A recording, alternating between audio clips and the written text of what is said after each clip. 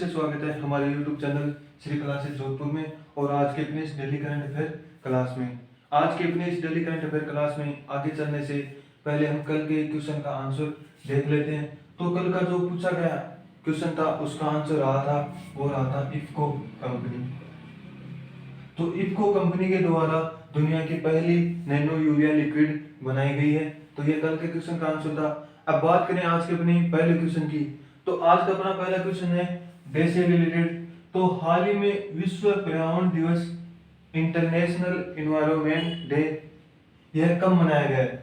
तो विश्व पर्यावरण दिवस वर्ल्ड एनवायरनमेंट डे यह हाल ही में 5 जून को मनाया गया है, जिसका आधिकारिक नाम है संयुक्त राष्ट्र विश्व पर्यावरण दिवस।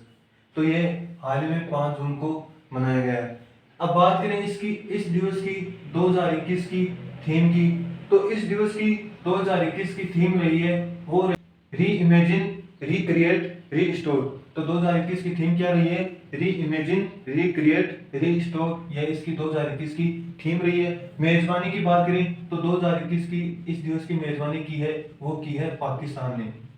किसने की है? पाकिस्तान ने। अब बात करें इस दिवस का आयोजन या इस दिवस को मनाया क्यों जाता है।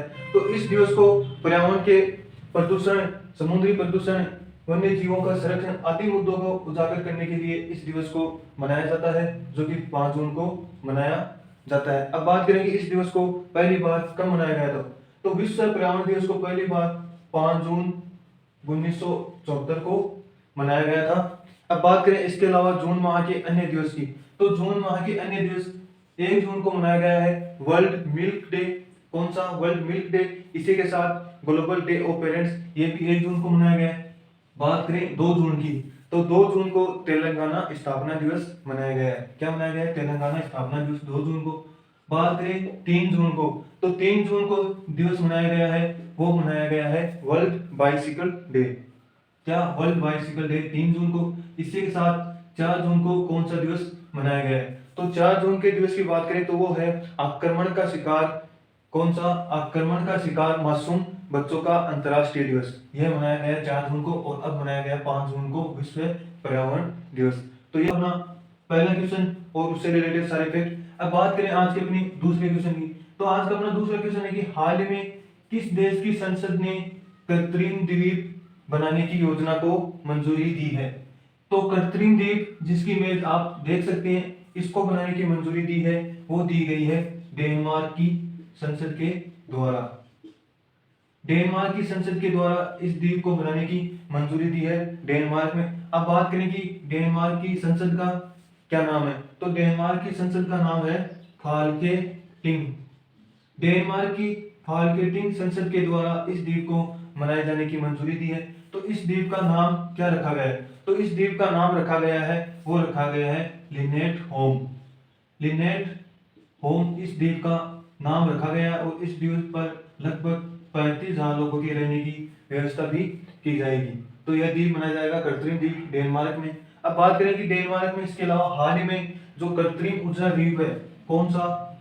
कृत्रिम ऊर्जा द्वीप, जिसकी इमेज आप देख सकते हैं। तो कृत्रिम ऊर्जा द्वीप भी हाल ही में डेनमार्क में मनाए जाने की घोषणा की गई है, जिसकी इमेज आप देख रहे हैं। अब बात करें हम इस डेनमार्क की। तो डेनमार्क की कैपिटल की बात करें तो डेनमार्क की कैपिटल है वो है कोपेनहेगन। डेनमार्क की कैपिटल क्या है? कोपेनहेगन। और बात करें डेनमार्क की करेंसी की तो डेनमार्क की करेंसी है वो है डेनिश क्रोना। डेनिश क्रोना यहाँ की करेंसी है और कोपेनहेगन यहाँ की वो कैपिटल है। इसके अलावा डेनमार्क की एक क्वेश्चन और देखें तो डेनमार्क जिसमें हमारे भारत के उत्तराखंड का, डेनमार्क में हमारे भारत के उत्तराखंड का जैविक बाजरा है, उसको पहली बार डेनमार्क में एक्सपोर्ट किया गया है उत्तराखंड के जैविक बाजरे को। इसी के साथ जो भ्रष्टाचार इंडेक्स जारी की गई है वर्ल्ड भ्रष्टाचार इंडेक्स, उसमें डेनमार्क शीर्ष पे रहा था और अपना देश 86 स्थान पे रहा था। अपना देश भारत 86 स्थान पे रहा था और डेनमार्क पहले नंबर पे रहा था, अर्थात डेनमार्क में सबसे कम भ्रष्टाचार होते हैं। तो ये था आज का अपना दूसरा क्वेश्चन, उससे रिलेटेड सारे फैक्ट। अब बात करें आज के अपने तीसरे क्वेश्चन की। तो तीसरा क्वेश्चन है कि फिच विश्व रैंकिंग में, यानी इंटरनेशनल हॉकी फेडरेशन की जो विश्व रैंकिंग जारी की गई है, उसमें किस देश की हॉकी टीम शीर्ष पर रही है। तो इस इंडेक्स में शीर्ष पर रही है हॉकी टीम।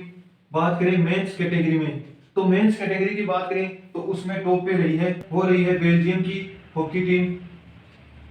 बेल्जियम की हॉकी टीम इसमें पहले स्थान पर रही है। दूसरे स्थान पर रही है ऑस्ट्रेलिया की पुरुषों की हॉकी टीम, और तीसरे स्थान पर रही है नीदरलैंड की हॉकी टीम। और अपने भारत देश की बात करें तो मेंस कैटेगरी में भारत देश की हॉकी टीम चौथे स्थान पर रही है मेंस कैटेगरी में। अब बात करेंगे इस रैंकिंग की वुमेन कैटेगरी की, तो वुमेन कैटेगरी में इस टीम में या इस रैंक में शीर्ष पर रही है, वो रही है नीदरलैंड की team. Netherland women hockey team इसमें शीर्ष पर रही है, और सेकंड स्थान पर रही है वो रही है अर्जेंटीना। अर्जेंटीना इसमें सेकंड स्थान पर रही है। तो मेन कैटेगरी में तो बेल्जियम टॉप पर है, और वुमेन कैटेगरी में नीदरलैंड टॉप पर है। अब बात करें इस बेल्जियम की, तो बेल्जियम और नीदरलैंड की लोकेशन आप मैप में देख सकते हैं, दोनों पड़ोसी देश हैं। बात करें बेल्जियम की कैपिटल की, तो बेल्जियम की कैपिटल वो है ब्रुसेल्स, जहां पर नाटो का हेडक्वार्टर है। ब्रुसेल्स में नाटो का हेडक्वार्टर है। अब बात करें बेल्जियम की करेंसी की, तो बेल्जियम की करेंसी है वो है यूरो। क्या है? करेंसी है यूरो। अब बात करें नीदरलैंड की, तो नीदरलैंड जिसकी कैपिटल है एम्स्टर्डम। एम्स्टर्डम नीदरलैंड की कैपिटल है, और यहाँ की करेंसी ही यूरो है। अब बात करें कि इंटरनेशनल हॉकी फेडरेशन की, तो इंटरनेशनल हॉकी फेडरेशन जिसके 2023 के मेन वर्ल्ड कप का आयोजन कहाँ किया जाएगा, तो इसके 2023 के मेन वर्ल्ड कप आयोजन हमारे भारत देश में किया जाएगा। भारत देश के भी ओडिशा में किया जाएगा, और ओडिशा के 2 शहर इसके लिए चुने गए हैं, भुवनेश्वर और राउरकेला। तो ये था आज का अपना तीसरा क्वेश्चन, उससे रिलेटेड सारे फैक्ट। अब बात करें आज के अपने चौथे क्वेश्चन की, तो चौथा क्वेश्चन है कि हाल ही में भारत ने विश्व बैंक के साथ $200 मिलियन का ऋण समझौता किया है। किसने किया है? भारत देश ने विश्व बैंक के साथ $200 मिलियन का ऋण समझौता किया है। तो यह समझौता किस अभियान के लिए किया गया है? तो यह समझौता जिस अभियान के लिए किया गया है वो है राष्ट्रीय पोषण अभियान। क्या है? राष्ट्रीय पोषण अभियान के लिए यह समझौता किया गया है वर्ल्ड बैंक के साथ भारत सरकार के द्वारा। राष्ट्रीय पोषण अभियान जिसकी शुरुआत जो कुपोषण का शिकार बच्चे हैं, गर्भवती महिलाएं हैं आदि इन मुद्दों को भारत से कम करने के लिए इसका शुरुआत की गई थी अभियान की 2018 में। कब की गई थी? 2018 में राष्ट्रीय पोषण अभियान की। अब बात करें इसके साथ वर्ल्ड बैंक की, तो वर्ल्ड बैंक इसकी स्थापना हुई थी जुलाई 1944 में। जुलाई 1944 में इसकी स्थापना हुई थी, पर इसका संचालन वो हुआ था 1945 को। कब संचालन कब हुआ था? 1945 को स्थापना हुई थी जुलाई 1944 में। अब बात करें वर्ल्ड बैंक के अध्यक्ष की, तो वर्ल्ड बैंक के अध्यक्ष है वो है डेविड मलपास। डेविड मलपास जो कि वर्ल्ड बैंक के अध्यक्ष है। इसी के साथ वर्ल्ड बैंक के सीएफओ और एमडी की बात करें, तो वर्ल्ड बैंक के सीएफओ और एमडी जिनके इमेज आप देख सकते हैं वो है भारत की अंशुला कांत, जो कि वर्ल्ड बैंक की एमडी एंड सीईओ है। तो ये था आज का अपना चौथा क्वेश्चन, उससे रिलेटेड सारे फैक्ट। अब बात करें आज के अपने पांचवें क्वेश्चन की, तो पांचवा क्वेश्चन है कि हाल ही खबरों में रहा साइबर 2 क्या है?